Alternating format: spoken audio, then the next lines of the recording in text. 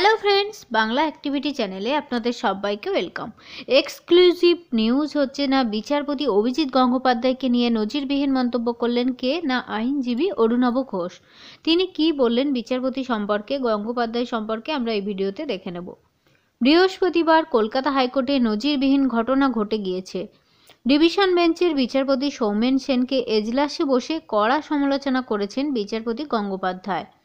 এবার বিচারপতি অভিজিৎ গঙ্গোপাধ্যায়কে পাল্টা আক্রমণ করলেন কে না সিনিয়র আইনজীবী তথা কংগ্রেস নেতা অরুণাভ ঘোষ। তিনি কি বললেন?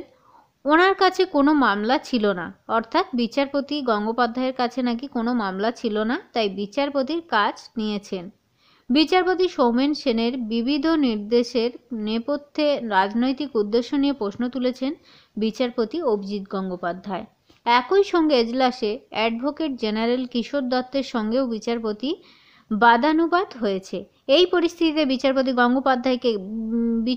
গঙ্গোপাধ্যায়ের বিরুদ্ধে যে কড়া সমালোচনা উগরে দিলেন আইনজীবী কল্যাণ বন্দ্যোপাধ্যায় ও অরুণাভ ঘোষ, অর্থাৎ দুজন আইনজীবী কিন্তু গঙ্গোপাধ্যায়ের বিরুদ্ধে ক্ষোভ উগরে দিলেন।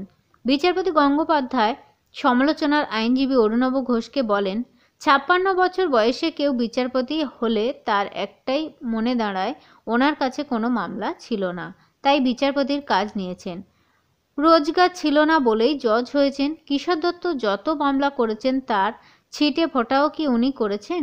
কদিন বাদে উনি আর বিচারপতি থাকবেন না, তখন থানার ওসিরাও তাকে ফুঁসবে না।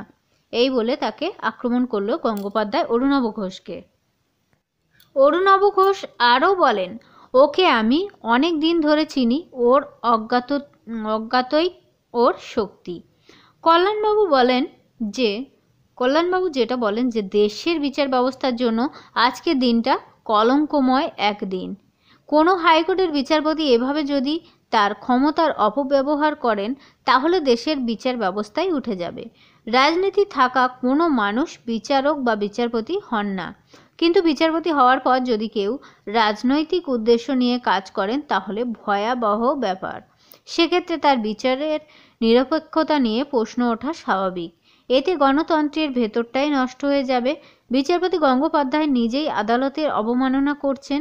সিপিএমের কিছু নেতা হাইকোর্টের আইনজীবী, তাদের ছাড়া বাকি সবাইকে হেনস্থা করা ওনার কাজ হয়ে দাঁড়িয়েছে।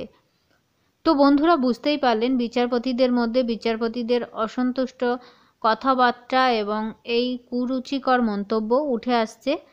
পরবর্তী আপডেটের জন্য কি হয় অবশ্যই আমরা চোখ রাখবো। আপনারাও চোখ রাখুন বাংলা অ্যাক্টিভিটি চ্যানেলে। সবাইকে ধন্যবাদ।